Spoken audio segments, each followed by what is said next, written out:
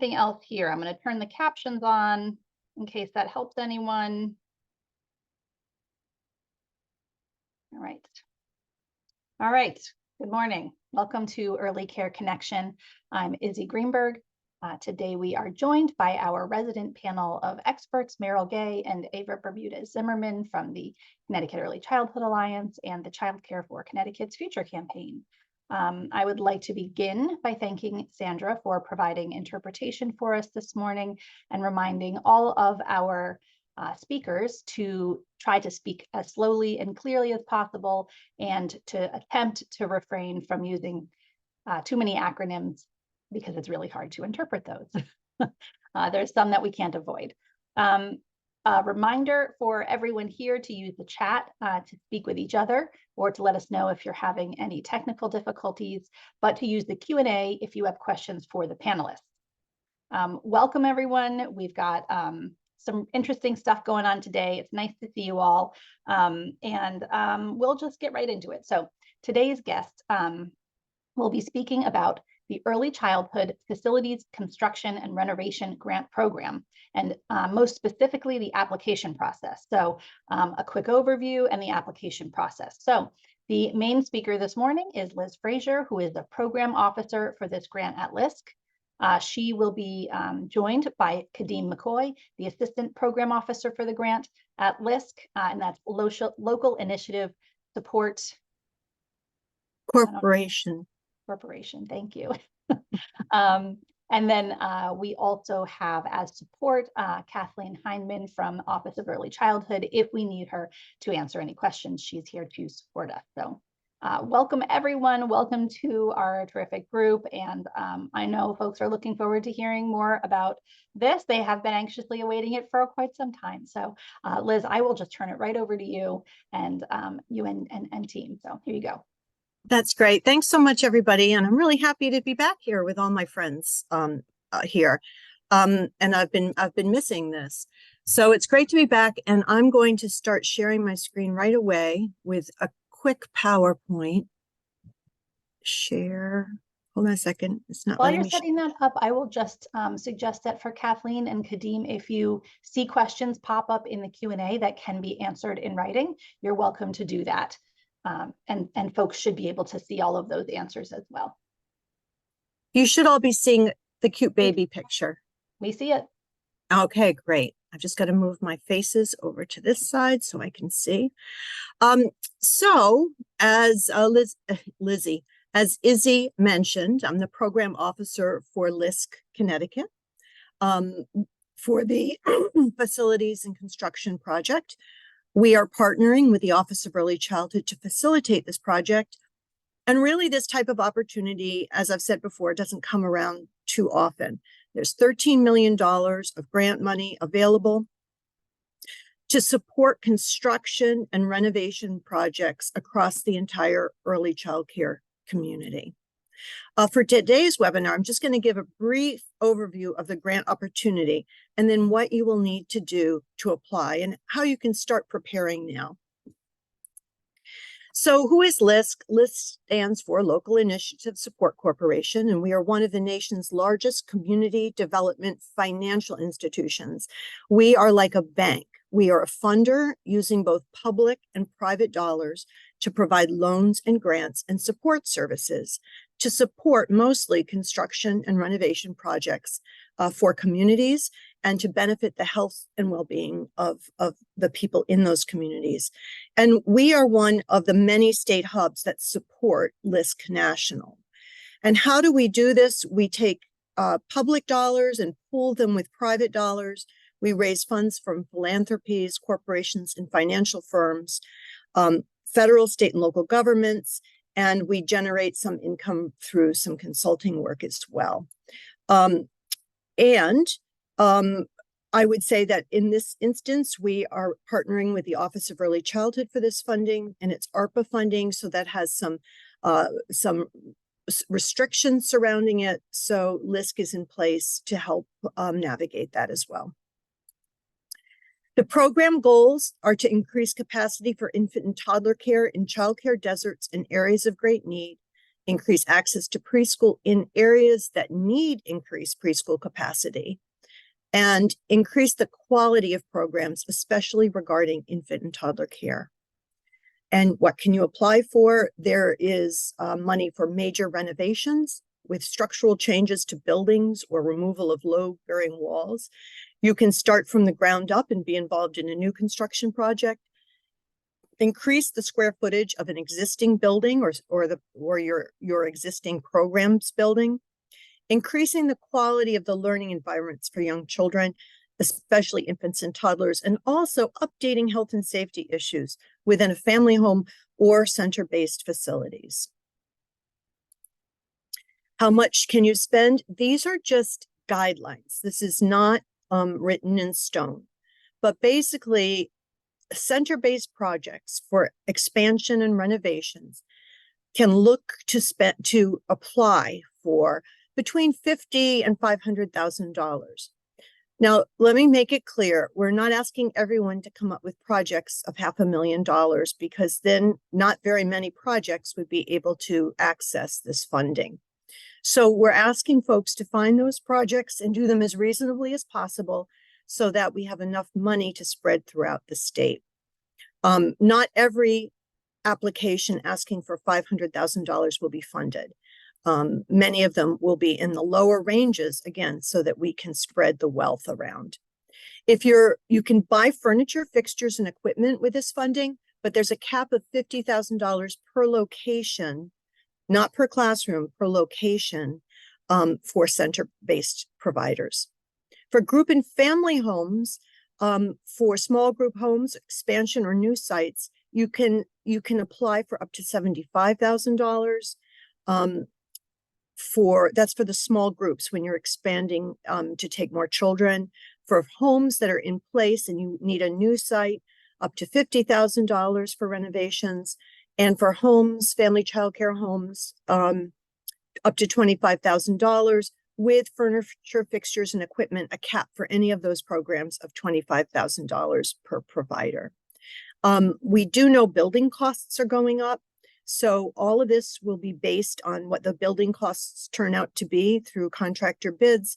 So please know that we understand that these ranges may differ. Okay. So the application process, it will be officially open on November 6th, but we want to give you plenty of time to prepare. It will be open on November 6th. It will be open for a month till December 4th. So you'll have 4 weeks in there, plus the 2 weeks from now until November 6th to start getting your material together and starting to consider your narrative questions that you'll need to be replying to. Based on the information we're receiving from our soft launch, we're in the process of updating some of the materials and processes to take care of some glitches, to make sure we're asking the right questions in the right way, and to make sure that the form is fairly easy to complete. So every day on the website, and I'll show you that after this, or Kadeem can, on the website, we'll be updating things. So please keep looking for updates to information. So what are the steps? First, prepare to apply. And then as you plan your project, so when you're preparing, you're considering what you need to be doing to your center. And I will go over that in a moment. Planning your project, making sure it's well thought out and that you have the information that you need. So you're gathering information.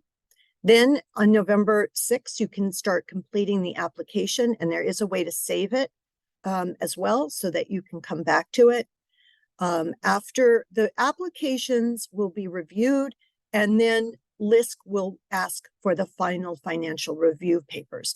We're not asking folks, there are many people applying for this. We don't want everyone running around, especially those that are doing huge projects or those that are doing that are family programs that don't have as many of these available right away of financial documents. We don't want people running around doing this if their project isn't selected. So we're asking in this initial part, the first step of the planning completing the application. That's we're asking just for simple information and about your project.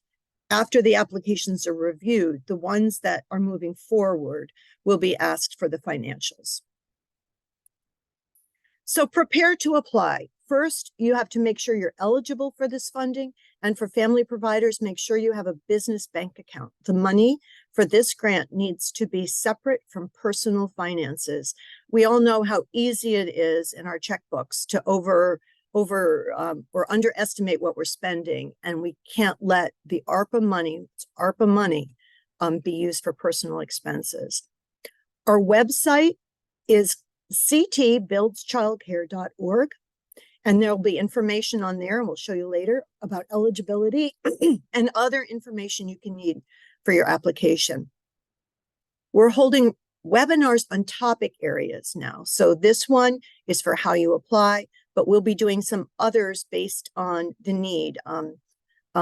Maybe one on how you plan your budget for this project, on getting a contractor bid, those types of things. There'll be short ones, and we're planning on having those on the website recorded so that you can go easily and look to see that, as well as written information. We are having open office hours on Zoom most weekdays, and they will be posted on the website. And we'll send them to the listserv each week and send to our email list that we have. Right now, I'm going to be planning them after this meeting today because I needed to look at my schedule first to see about availability, but they will be posted on the website later today. And at 3 o'clock today, I believe I will have a question and answer period. I do have time today at 3, so we'll probably have one at 3 o'clock today, and I will send that out to the listserv. You can also send a question to our email address at ctoecfund@lisc.org. So after you, start thinking about your project, I have so many needs. How do I figure out what to apply for? What are your project goals? That's how you start planning your project. Which grant priority will you be addressing, and why is it important? How will this help your business, and how will it benefit children? And how will it benefit your community or neighborhood? We're really looking for projects that are well thought out, will really benefit your community and yourself, and also the children in your area and families in your area. One of the ways to do this and to think about your center is to have an environmental or infrastructure assessment. If you don't have one, it's okay. There's many ways you can get this done, and some of you probably have it already and don't even realize it. An ITERS or an ECHRS is one way to look to see what needs you have in your program, and that's for infant toddler or for or for preschool children. Another way to do that is for the NACI or the Family Child Care accreditation through that process, because there you are also really considering your environment and what is needed in your outdoor space, and how you might improve or add infant toddler care in the best way possible. There are other ways you can work with an agency such as Women's Business Development Council, who has somebody who can help with that, or All Our Kin, who also has somebody that can help work through that process with you, or the family hubs. There's also someone at the hubs that can help you with that. And you can contact, if you're not sure what to do or where to go, that information will be on the website. And also you can contact that email address, and we can connect you with someone who can help you with that process. And for family providers, assess your space, your time space, determine your needs. Do you have a project budget based on estimated costs? A budget template is on the website. We'll show you where that is. It's a very easy template to use. It's not that hard. You just have to figure out what you need, and you need to do some research on how much it will cost. If you're doing a backyard playground, it's not just necessarily the whole playground. You might have to have a construction person or I think Dave Kulik from Kaplan, is he Kaplan? I think he's Kaplan. He also will come out. He will do that not in terms of his business, but in terms of just helping folks determine what they might need. And I will say he did that for me before when I was the director of a center, and he was very, very helpful. And I don't even think I used him in the end, but he was extremely thoughtful in helping me do that, think about that project. And he has said that he would help as well. So you need to do that. If you don't have any idea of what to do, there is a LISC assessment resource guide on the website, and you can do a self-assessment. Just be really honest with yourself about what is working in your center and what does not work. And when this is over, we can show you what that looks like when we get to the website. Whoops, hold on. This is what my thing does when I'm not careful. All right, so the next step is to complete and submit your application. The application will be released on November 6th, closed December 4th. It's an online application and can be accessed by computer, tablet, or phone. It's fairly easy with a drop-down menu. You're going to need to understand your Care for Kids numbers. You're going to need to understand the demographics of your children. You're going to need to understand if you're in a high social vulnerability indexed area. And you're going to need to do the work that I just talked about in looking for what your project need is and why you need it, and a project budget. And if you're not sure about the project budget, I'll get to that later when we look at the actual budget form. The most important thing of this whole process is to pay attention to the 3 narrative questions. And I'm going to also give you those so that you can start preparing for them. This isn't a gotcha grant. This is a grant where we're really looking for thoughtful, complete answers. And you can also work, again, with Women's Business Development Council, with All Our Kin, with the family-centered hubs, with others as well that you might already be working with Circle, for example. Circle has been doing a lot of work with this, with their folks. You can work with whomever you would like, but pay attention to those narratives. This is how you tell your story. The website I'm going to show you in a moment, and technical assistance, as I said, Circle, Women's Development Council, Linda Fechtow, and some of my stuff dropped off here. I'm not really sure how, but there's also the family hubs, and I have Linda Fechtow's address there too. So I will put that on, but it's also on the website, so that should be fine. After all the applications, as the applications come in, they will be reviewed. Priority will be given to applicants who are increasing infant and toddler capacity, have a project need in an area of high need, that you accept Care for Kids subsidies, because no matter where you're located, that is an indication that you're trying to provide care in a more equitable way. And have a project plan that has been well thought out, financially viable, and can be successfully completed in the project timeline, which is 1 year, by the end of next year, by the end of 2024. The reviews will be done separately for both center programs and family programs. People reviewing the centers will not review the families. The applications and the narrative questions will be so different. We want to make sure that they're separated. The other thing that we'll be doing, because we have limited resources, is we're going to be scoring the center-based projects in chunks of the biggest projects, because we can only take so many of those, the smaller projects and the mid-sized projects. And we will have a certain number of those in each category that we can take. And that will also depend on the need and your why you are doing this project, as will be in your narrative. And then that is just the contact information. And why don't I take some questions now? I'm going to stop sharing. Oh, no, I'm trying to stop sharing, but I'm not able to. Hold on a second. It's just saying share. I could stop your share, Liz. Thank you. Can you stop? That would be great. Yep, got it. It just wants me to share again. So, all right. Problem. All right. So there's a question on the timeline.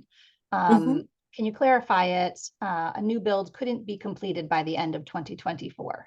Right. That's actually true. The new build cannot be completed by 2024, but a part of it can. Let's say you need to put a foundation in. The foundation can be completed in that timeline. Maybe your project has already done the foundation, but you need, maybe it's the roof, maybe it's, sheetrocking, maybe it's painting, maybe it's whatever process you're in. Just make sure that what you're doing can be completed within that amount of time. We understand that. Okay, thank you. The link that for the SVI that will be used, can somebody pop that into the Q&A and Yep. also the chat? And it's also on the website, and we made it pretty clear. Let's see. Kadeem, we can share that all in a minute. We'll answer these questions, and then we can show you where everything is on the website. Is it the, do you want me to, should I just pop in that CT Builds childcare one, or are Yeah, yeah. sorry. Oh, good. Someone said it's easy to navigate. That's really good feedback. So thank you very much. But if it's missing something, we know it's missing some things as we're building it, but please know that if it's missing something and you need something, let us know so we can put it in. All right. Let's see. Patty is interested in asking a question in real time. Patty, are you able to speak now?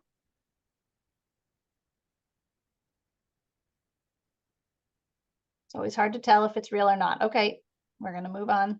And Dave Kulik put his information in the chat as well, and we'll make sure to add that. All right, terrific. How will you differentiate between ARPA funded projects paid through infant toddler expansion startup, stabilization, incubator money, and other grants? It seems like we are getting money to do the same thing over and over. Why not choose an area of the state with high needs like New London, Electric Boat area, and build a big center there? Well, that's sort of the purpose of it. However, we need to be equitable in how we distribute funding also. I will say for this example that in Eastern Connecticut, Northeastern Connecticut, Middle Eastern Connecticut, there's hardly any care at all. A big center might not be appropriate there, but a lot of family care might be appropriate there, or a smaller center or adding on to a center might be appropriate there. The high SV, high social vulnerability index is what part of this is based on. You have more points if you're in a higher social vulnerability index, and those with lower points are not. And still, we're all also looking for that infant toddler care. We're trying to do it as equitably as possible. Oftentimes, those large builds, they get a lot of money through other sources also, and they might not need a $500,000 grant as much as a center that has been struggling, that needs to increase access for children for their waiting list, but doesn't have the capital to do that. As far as using other monies that have been available, this is a different grant in that it's a large amount of money that you can apply for. We can't do everybody with $13 million. It doesn't go very far. We can do about 125 grants. That's it for everybody. So we have to distribute it as equitably as possible. And we also have an advisory committee. Many of them will be doing reviews. These folks are not engaged specifically in any one program, but they do understand how you process grants and what makes a good project. And we have others that will be reviewing also that have early childhood experience as well. I hope that answers the question. If it doesn't, it's okay. You can ask more. Will you pay for a home expansion? If so, how many years do you have to stay in business after you get the grant? Yeah, that's a really good question. If you own your home, that's one thing. What we don't want is a program that's in its later years that the owner would be selling or moving on to a different profession, because that's not the point of this, to expand people's homes. The point of it is to have long-term early childhood care in the community that you're in. So we will be looking very carefully at that. We want to make sure that folks are in business, that they'll be in business for as long as they possibly can. And if you're renting, we're going to need some sort of indication from the landlord that they're willing to allow the space to be early childhood space and won't be making it difficult by raising rents in huge amounts, for the provider. Thank you. Can you have multiple small projects that you want to get done with this grant? And do we have to submit separate narrative questions? No, the narrative questions can you only need to submit the 3, include everything in that on what you want. You might not have all 3 or 4 of your projects funded, or you might have them all funded. But you can, what we're looking for is increasing the health and safety of your program, or the areas in your program, especially for infants and toddlers. But for example, if your space you feel is not safe because children wander into different rooms and you can't see, and you need an opening wider so that you can see, that would be a project that really speaks to health and safety. You might have had the licensing, your licensing facilitator come and say, you really need to fix this, you really need to fix this, and you can't fix it. That's a really good indication that the project is really necessary for that, for the health and safety of children. So being dinged on licensing isn't a bad thing. It's more that, especially if it's around the facility piece, if there's things you need to do and you just have not been able to afford it, we know the thin margins folks live on, so that's fine. And just to point out, Kathleen and Kadeem have been doing a fantastic job of answering questions in writing. So Yay. if folks aren't hearing their question asked, please look at the Q&A and you will very often see your question answered in writing. And so that for everyone here, it's always good to be looking at that anyway, because somebody may have asked questions that you would like to know the answer to, and they are right there in the Q&A waiting for you to read. Okay, would a grant to expand for just 4 infant spots be considered? We have the space, we have the waiting list, but I'm nervous to expand infant and toddler care and not be able to staff the classroom. Yeah. What happens if we receive the grant, expand the program, and can't staff the program? And I think that, reading a lot of these comments, staffing, we know, is on everyone's mind. So, what is there accountability on that? Do they get punished for that? Like, what is the process after the fact if staffing is the issue? For this not being as effective as needed. What you need to say in your narrative is why increasing the capacity in your center is important. We all know the staffing issues that are there. You're not going to be ranked on your ability or inability to hire staff. As a matter of fact, we have a question in there. If you're under enrolled now, we're asking, why are you under enrolled? Is it because of staffing? Because that's an important thing for us to know and for the Office of Early Childhood to know going forward, so it can be remedied. We know that a lot of things are in process, and Kathleen, if you want to speak to this in a minute, that would be great. But we want to make sure that capacity is there in areas that need it. And hopefully, we will have some other work done, not by LISC, but by others that can help with those issues. Kathleen, do you have anything to add to that?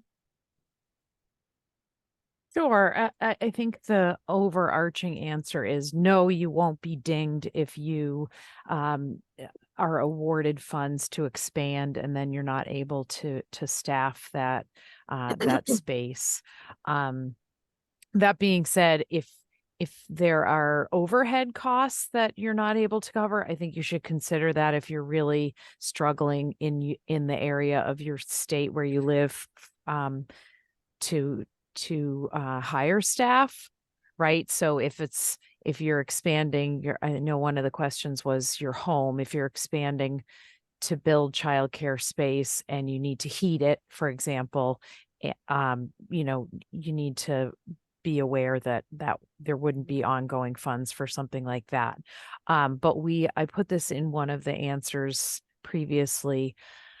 The OEC has multiple projects aimed at increasing the workforce. And of course, a big part of the Blue Ribbon Panel recommendations are looking at strategies for expanding the workforce. So, it's not ideal timing that we have these ARPA funds to expand when we are in a workforce shortage, but this is where we are.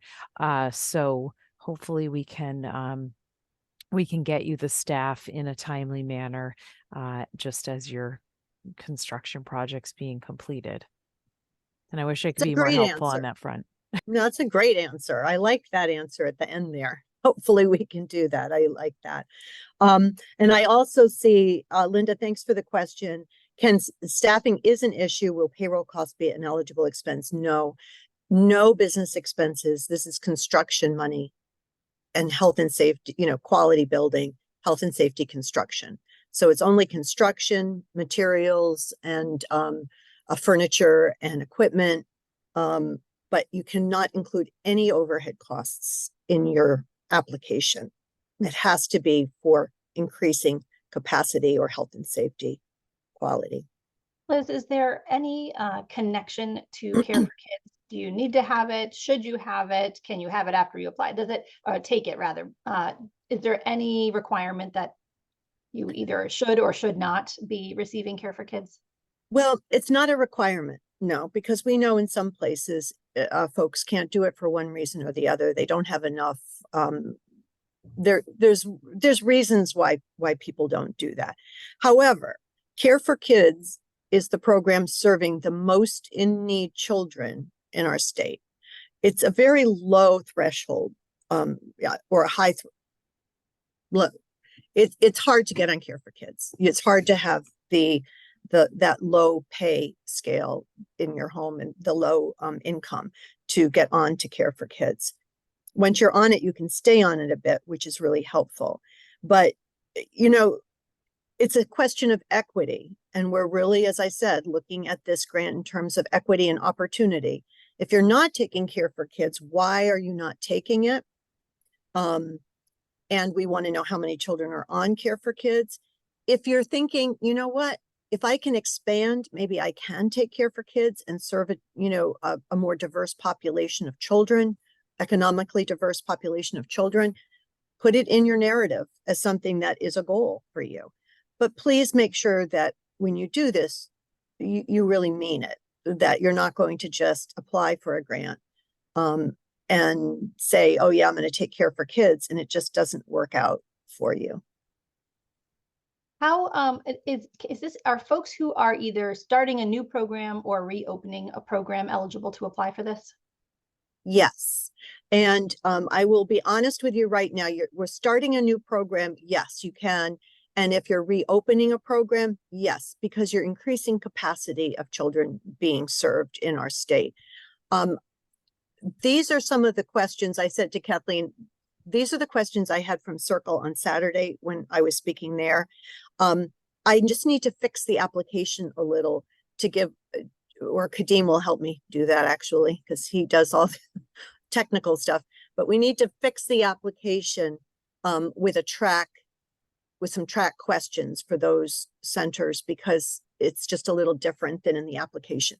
That's one of the things I need to work on, and why the application questions themselves are not quite available yet. All right, let's see. There's a lot of things that have been answered in here, but I also think there's some questions that would be good for me to say out loud. So even though you guys answered them, I'm going to just say them out loud.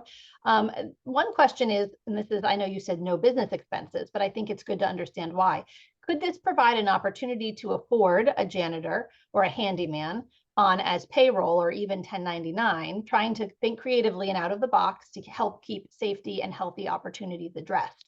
And so I don't believe that is possible because it's paying a person. So like, what's the difference between paying a person to maintain a space, keep a space healthy and clean, and the actual paying a person to do the construction? And can you describe kind of where that line is? Yeah, if it's a day-to-day operational or week-to-week operational expense, that's an operational expense that needs to be included in your regular budget, in your expenses to operate your program. Construction and renovation money is a one-time project that you are doing that will increase, follow these priorities in a high social vulnerability area, increase care for infants and toddlers or preschool deserts, and increase quality in a way that is a one-time payment. I mean, it might be spread over several months to get it done because that's how contractors operate, but it's a one-time project.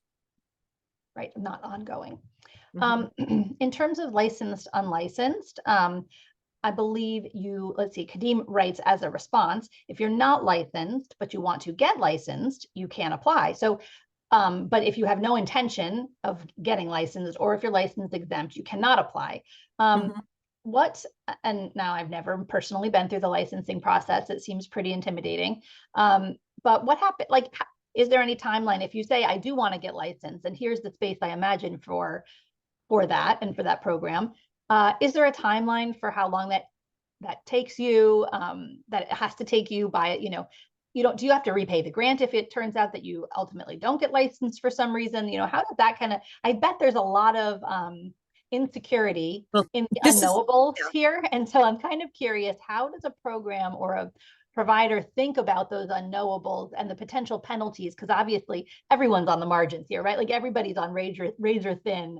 Staffing is a huge question. Licensing is a huge question. Space, will I get kicked out? My rent, all these things. And so how do you think about this as like a kind of ongoing either support for programs or penalties for them if they're not able to achieve what they think they can achieve in their applications? Well, what will happen, and this is, I'm going to speak in terms of, it could be center-based as well, but it could be, for example, you have to be relicensed anyway. Your licensing person has to come if you're doing renovations. You're going to need to put in a change order to licensing. That's going to need to be done for many of the projects that you're doing. So that's one thing. If you're brand new and you're not licensed yet, what we have is a system in place through All Our Kin or through Women's Business Development Council, through Circle, through the Family Hubs, where you can participate, and Market Small Business Administration as well. You can participate in a course that will help you through licensing and through, again, if you don't have enough financials in place and you don't have business procedures, business financials in place, that will help you to do that.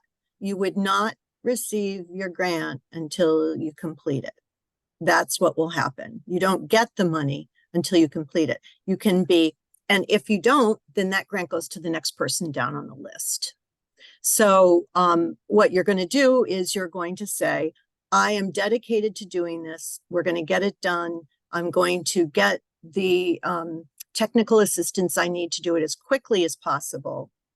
And then I can receive the funding for my project. Okay, there's quite a few questions in here about care for kids wait list.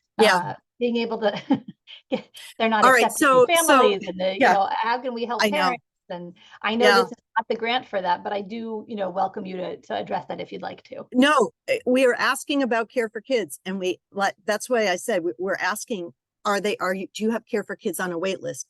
We know that there are families out there and programs out there just waiting for kids to be on. So that is not, how do we help mom who care for kids is only on wait list right now. So how do we help mom but being put on the, yeah, I'm not sure what that particular question is that I'm reading in the chat, but what I do understand is that taking care for kids is a good thing. It's a good thing. It's one of the priorities that people will be looking at. It provides for lower income children to be served in those families so the parents can work. If you have a waiting list, all it shows is it's not your fault the children are on a waiting list. They're on that list waiting to come in. We know that they might find someplace else in the meantime. We know that, things happen when you're not working, and who knows what happens to families at that point. But don't be thinking that, oh my gosh, I have a wait list, and so I'm not going to be able to get this grant because I don't have enough children on care for kids. We just need to have some indication that you're trying. Yeah. There is a question about a time cap for the grant. Do you have to commit to being open for 5 years? I mean, I guess you guys are going to factor that in as you consider applications. And so if a program says, I look vulnerable, but I'm really committed, is that something they should address in their narrative? Or I guess you're also asking for folks to be honest, hey, there's high need in my area, but I'm only in this for the next 5 years. Like, how are you going to think about those things yes, high need, nobody else is applying in this town. We really need these spots, but it's only 5 years. Maybe you take it, or no, that's just too short of a time frame. How are you considering that? Well, there are several, yeah. I think that each application will be read individually. We'll look at what we've got in the application part, but the narrative questions will be really important. And I've got to tell you the truth. We know that we need to consider that somehow, and that's a hard thing to consider. What I've been asking on all of these meetings is that if you're not planning on being in business for a while, this isn't where you want to be, please let someone else apply in your, and receive that funding. The short term is fine, but we're really looking for a long-term solution to the lack of infant toddler care in particular. For centers, you might be selling your business, so it would still be childcare. For family homes, what we really don't want to see is I'm going to add on to my family home, then I'm going to sell my house. And I don't believe that happens very often, but that's really the key. It's everyone playing fairly. No one knows what's going to happen in 5 years. There could be an illness in the family and you have to get out of the business. There could be anything that happens. It's just like walking across the street. But we ask you to be honest and thoughtful when you're applying. And I think that that's where we are right now. First, I want to apologize to our Spanish speakers. I got too excited and went too fast in my questions. So I'm going to try to slow down now. The passion comes through in speed sometimes. Okay, so is the application, is the application only in English, or is there a Spanish version? Spanish version, English version. It's actually, yes, Spanish and English version. And the website, we'll show you that in just a minute. You can go to the website and you can see the website in Spanish or English. I believe there might be a few little glitches. Kadeem, are there still a few little glitches with the Spanish one not showing up properly because of the wording? No, everything should be all right. I mean, anyone can let me know if there is, but I'm on my computer right now on the Spanish version and everything checks out fine. Okay, great. Should I take this time, like 5 minutes, just to go through quickly the website so people can see how it works? That'd be great. Let me ask you 2 more questions Sure. before you do. First, and if you went over this, I'm sorry if I missed it, but the process for people actually accessing the funds once they're awarded, is this a reimbursement? Is this, here's a check, go pay for the things? And does it come in checks? Does it come in chunks? No. How does that work? You have to have, it has to be done electronically. We don't do paper checks at all. That's number one. There'll be a process after you, I will say this, the process for after you're selected, that final process to get the money is not easy either. So you might need some technical assistance with that as well. There's certain things that a big corporate bank needs in place, just like a mortgage, to make sure that you get this money, including signing a contract. So there are some things in place that have to happen. That's number one. Number two, you are considered beneficiaries because we know we've designed the grant this way. You're beneficiaries so that you can receive that money up front before payments, because we know people don't have cash on hand for that. You can receive a part of it as the project gets going. You can receive the next part, and it can be done in 2, 3, or 4 payments, depending on the size of your project. We're trying to make it as easy as possible. You have to keep every receipt, and you're going to have to keep them in your records for a very long time. And we're going to have to check receipts and check process through monitoring. So this isn't something that you can have a family member do. You have to hire a licensed insured contractor.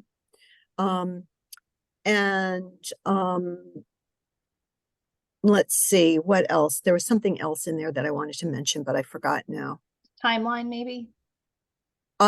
The timeline, it just depends on how fast the materials go in, and it depends on our process. We're hiring a contractor a consultant who I'm working with today, who has facilitated this process in Arizona. She knows a lot more about it than I do, and Kadeem does, and she's going to teach us, and we're going to make it go as quickly as we possibly can. Excellent. Someone asks, can the money be used? Somebody is the director of a center. They want to know if they wanted to buy the center from the current owner, can the money be used to help support that kind of purchase? We've had this question a lot, and I've heard it from family homes wanting to purchase the home. The center, I think, I don't want to dissuade anyone from putting in what they want to do. You'd have to show how this was going to increase capacity, provide care, increase the quality of the program. And it would not be purchasing a center or purchasing a home. It could go possibly to part of that, but part of a down payment, part of that. But you would have to also show projected financials with an accountant, if possible, to show that you would be able to support that program. And in theory, it would have to have some kind of an expansion plan built in. Oh, possibly, yeah. That would be really good, that I want to buy it and expand. But Kathleen, do you have any more comments on that? I get this question a lot, and it's tricky because we're not in the business. This is not to buy a home or buy a center. But if you're working to increase capacity, if you're it's a possibility. It's like the first step in being able to do that. Can you comment on that? So when I saw that question, Liz, I was thinking the exact same thing that you answered, right? So our priority needs for the grant are to increase infant toddler capacity, increase quality of settings, and where there are preschool deserts, increase capacity for preschool slots. So, on the face of it, wanting to buy out your owner of your building doesn't address any of those things. But like a lot of the questions, we would encourage you to apply and make your case for whatever it is, right? Whether it's, I'd like to buy the site from the owner, I'd like to expand my own home, whatever it is, and make your case. And the team at LISC and the grant reviewers will look at the merits of each application that they get and scale them, right? Because there is a limited amount of funding and probably going to be more applications than there is funding available.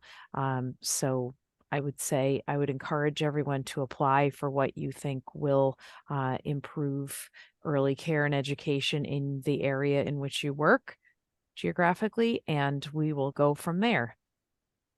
Hope that Make the helps. arguments, make your compelling case, tell your story. Liz, this is probably a good time to share the Yeah. website. Kadeem, if you would like to share it and go really slowly through the different sections, why don't you do this part? Kadeem, we have a person coming on board to help with all of the website, but we didn't have time to wait for this person to be onboarded. So Kadeem has done a great job in putting this website together to make sure as much information as possible is on it. Okay, so I'm ready to share. I have the permissions. Is that correct, Izzy? You should, yep. Okay, perfect. All right, I'll start sharing now, and then let me just get this toolbar out of my way.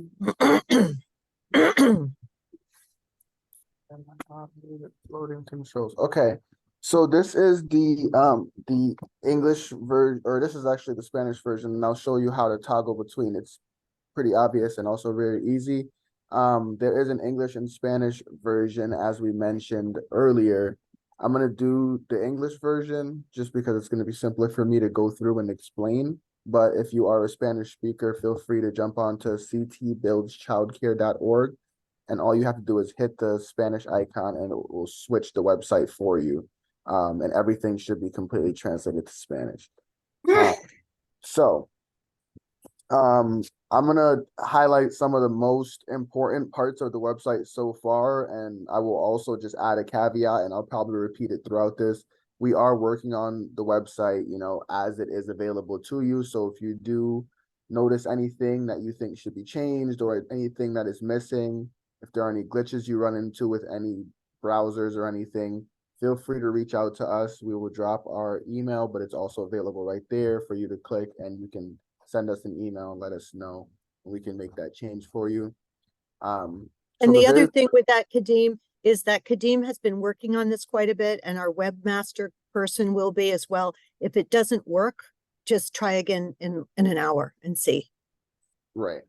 Because when we publish our changes and whatnot, you might already be on the website, so you might have to refresh or just give it a try again in like Liz said, in an hour or maybe 30 minutes, and the update might be there for you.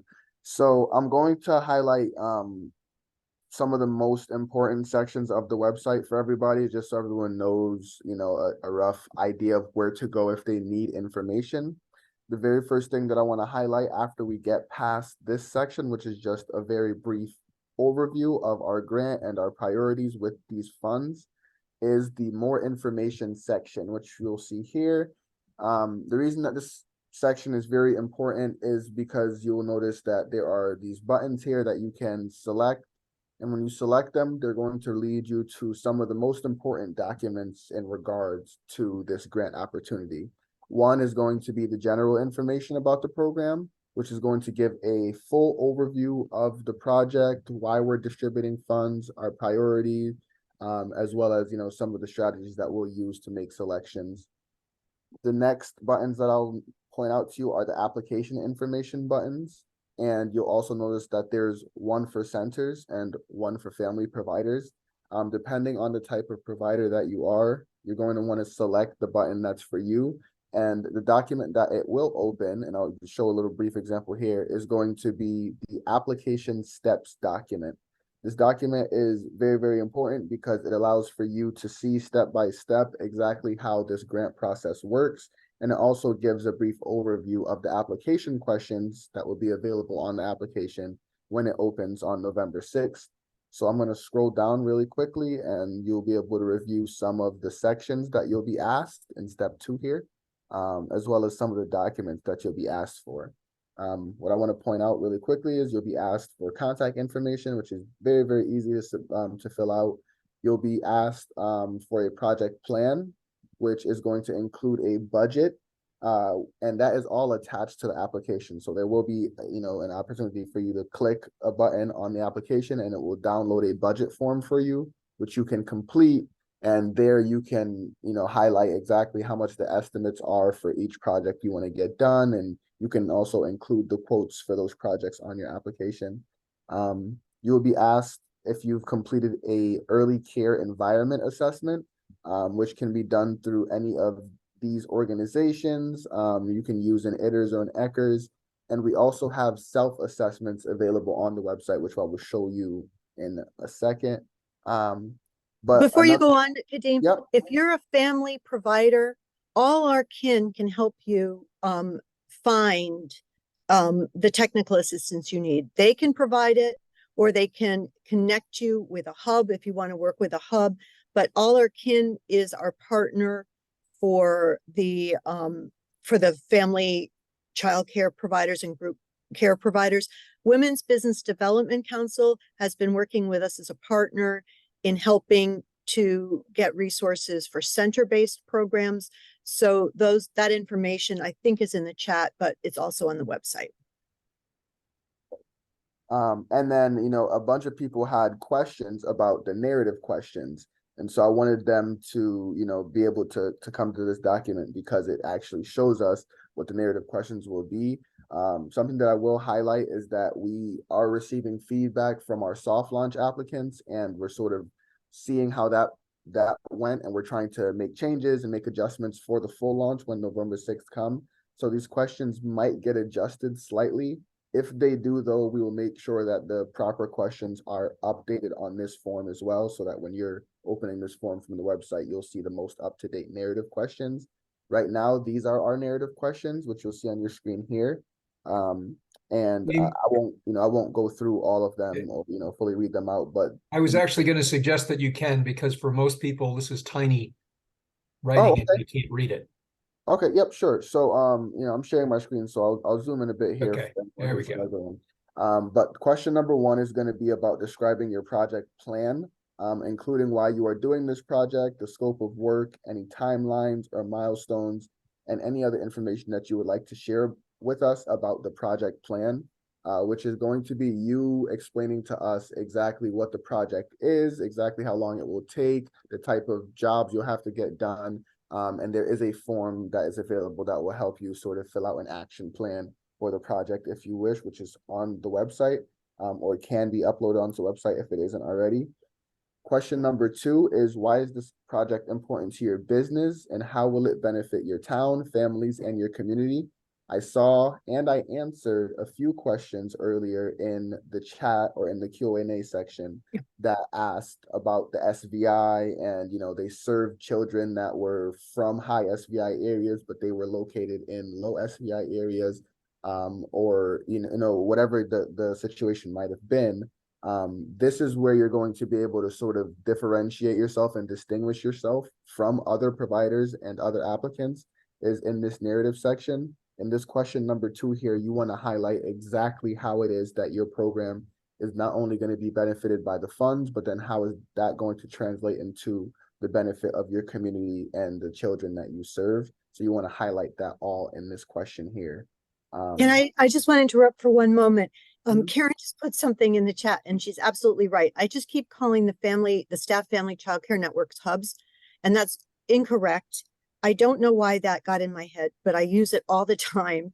Please know that when I said you can work with a hub, I mean you can work with your staffed family childcare network in your region for this also, to get help also. I apologize. Okay, sorry, Kadeem, go ahead.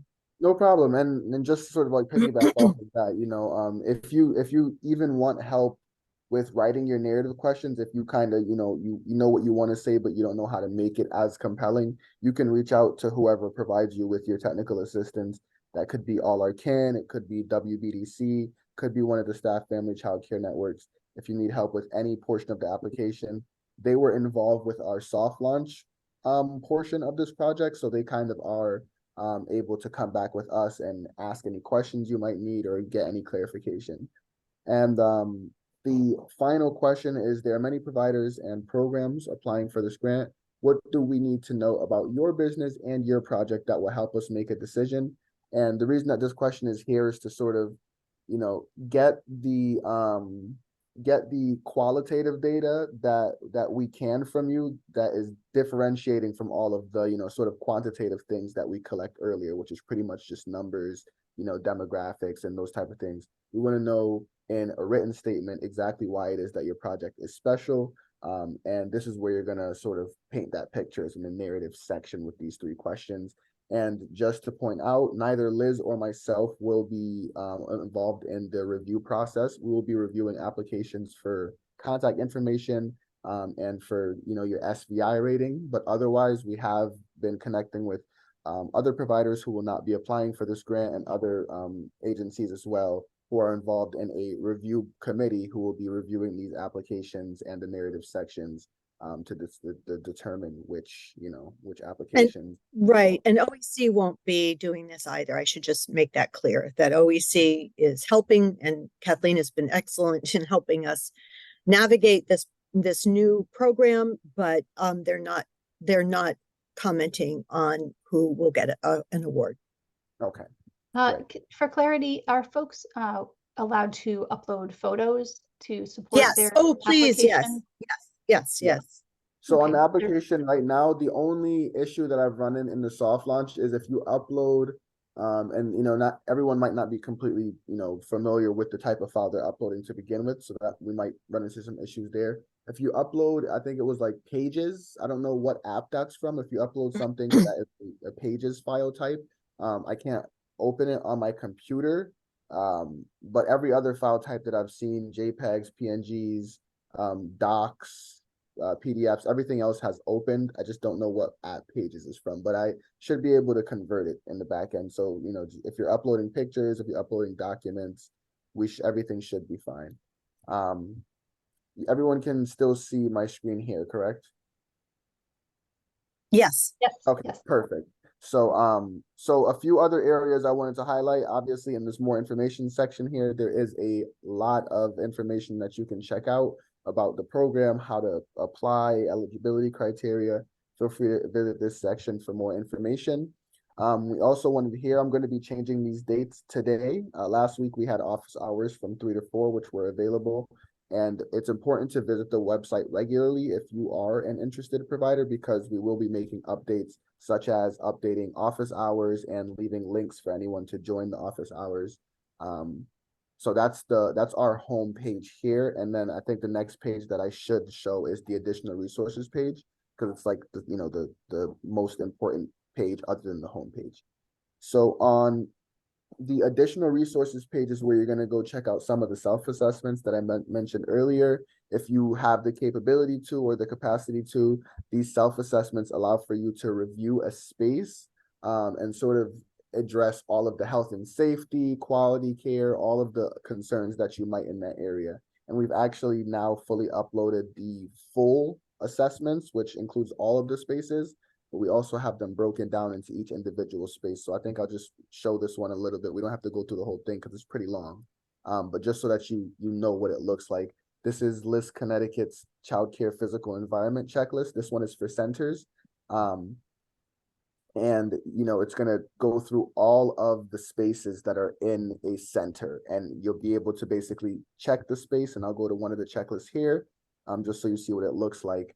You can check the space and you're able to sort of go through and, if the walls are in good condition, if all the dumpsters and other unattractive items are hidden, and you can sort of go through this checklist, and it'll help you to paint a better picture of all of the needs that your environment might need or your center might need.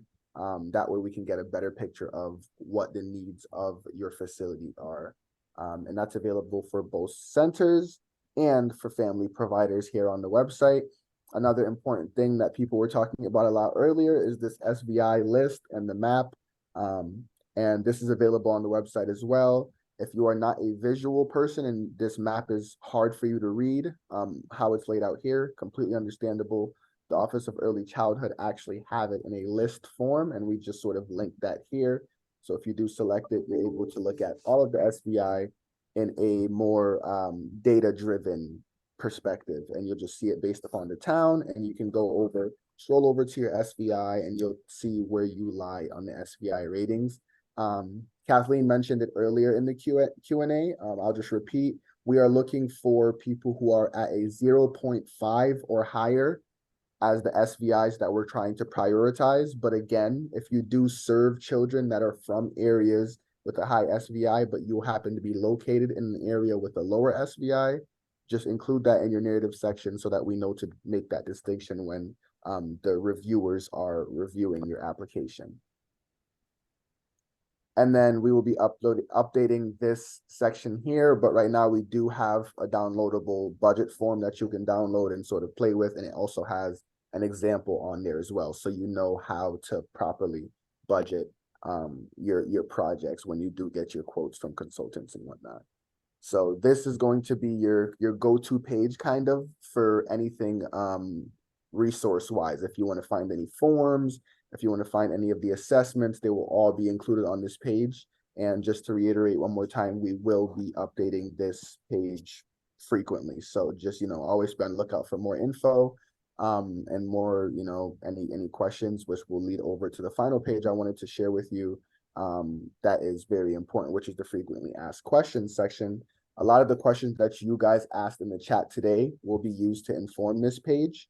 And it will sort of pose the question and give a detailed answer of it. And there are currently, quite a few questions that people have even asked today. And we just sort of want to be able to provide those answers for you without you having to wait for a webinar or reach out to us and wait for a response. So I will be taking some of the questions that were asked today that were highlighted and posting them here as well. But I just wanted to show you that we do have a few of those questions already answered on the website if you needed them.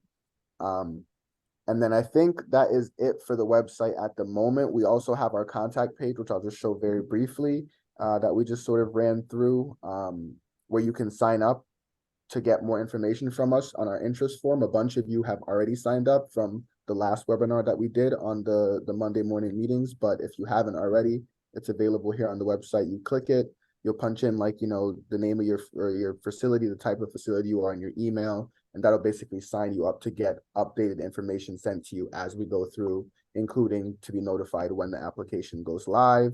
And again, we'll have updated times for office hours for when we plan on doing our next office hours and for when we plan on doing our next webinars posted here as well. So feel free to visit the website. It's going to have a lot of information for you to answer questions and for you to help you prepare for when the application launches.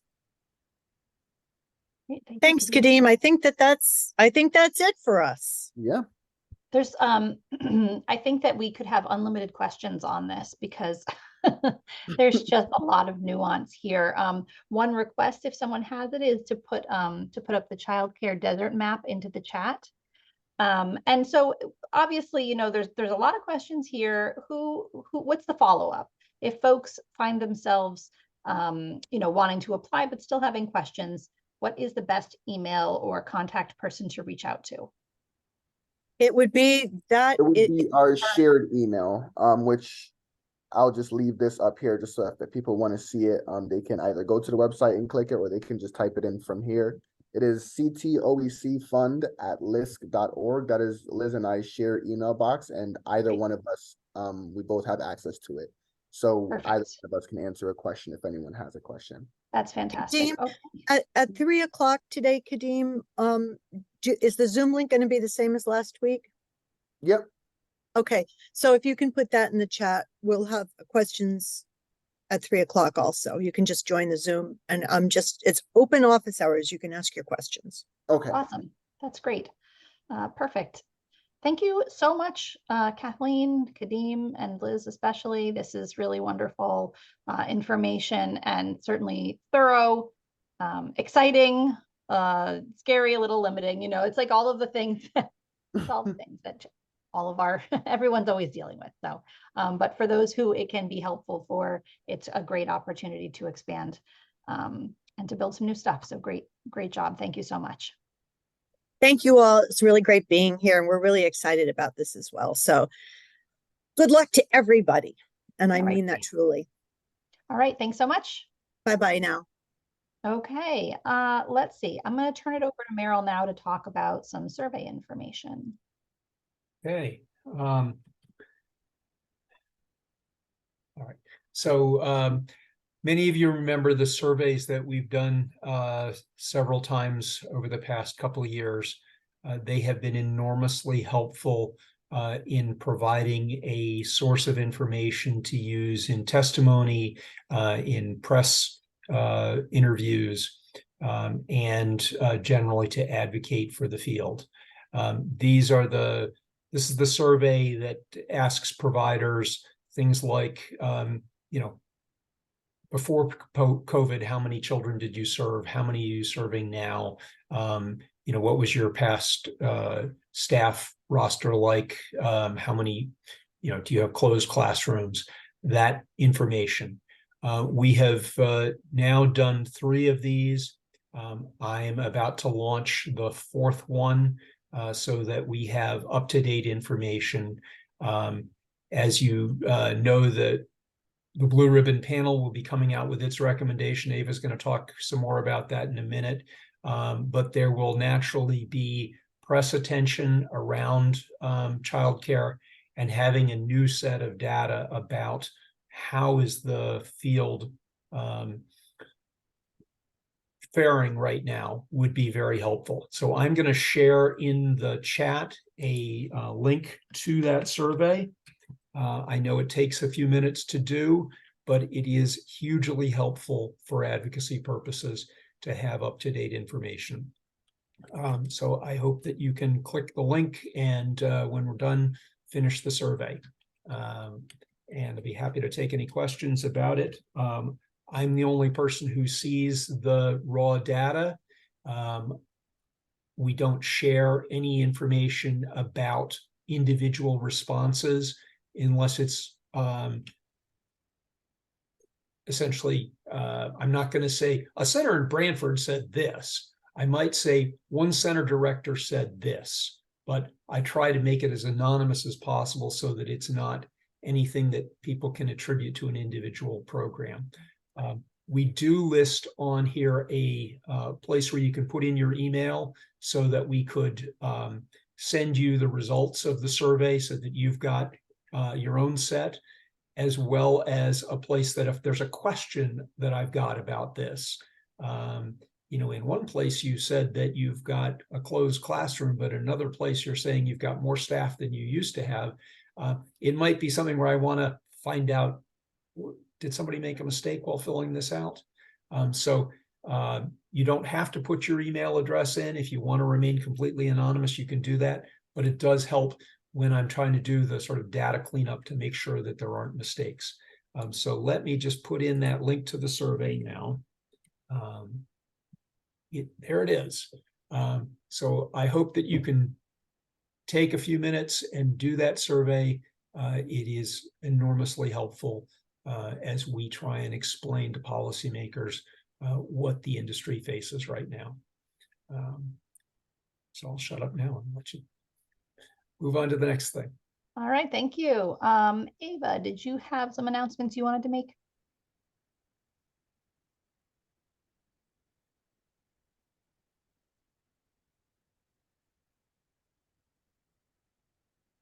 I think you're Can you guys muted. hear me? Yeah, There there we you go. Yeah, go. we hear you now. Yep. Good morning, everyone. Just want to do a quick reminder that on November 1st, there's a Blue Ribbon panel conversation happening with the Blue Ribbon panelists. The conversation is not open for public dialogue, like the people who can discuss and talk about it are the panelists, but anyone could observe the meeting. So far, they've been able to successfully broadcast through CTN all the meetings that happened. So far, to my knowledge, it's going to be no different. So if they can't do it in live time, then they'll probably post it later in the day. But please be on the lookout.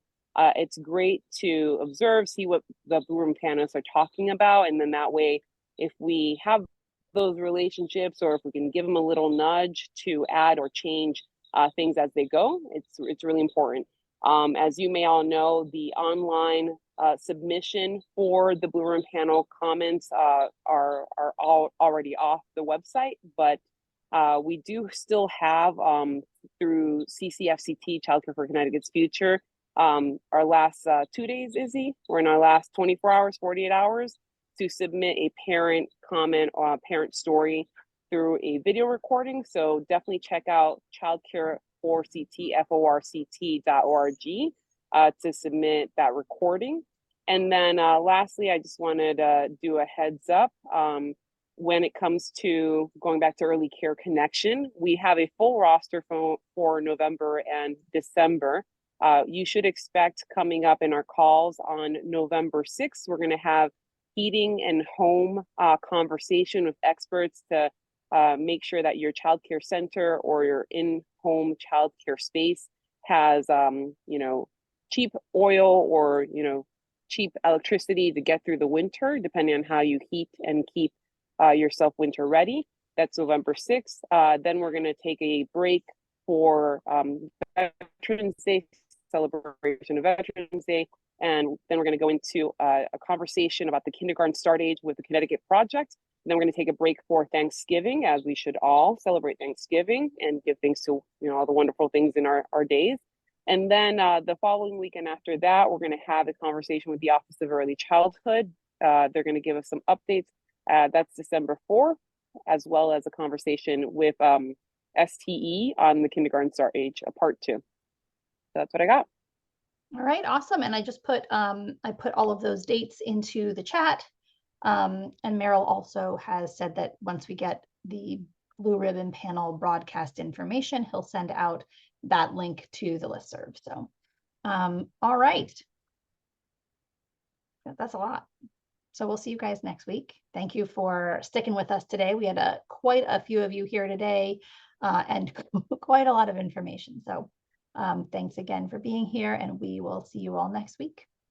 Have a great end of October. If you celebrate Halloween, enjoy it. If you don't, enjoy the incredible fall leaves, which are just really, really, really beautiful this year. All right. Have a great day, and thanks everyone.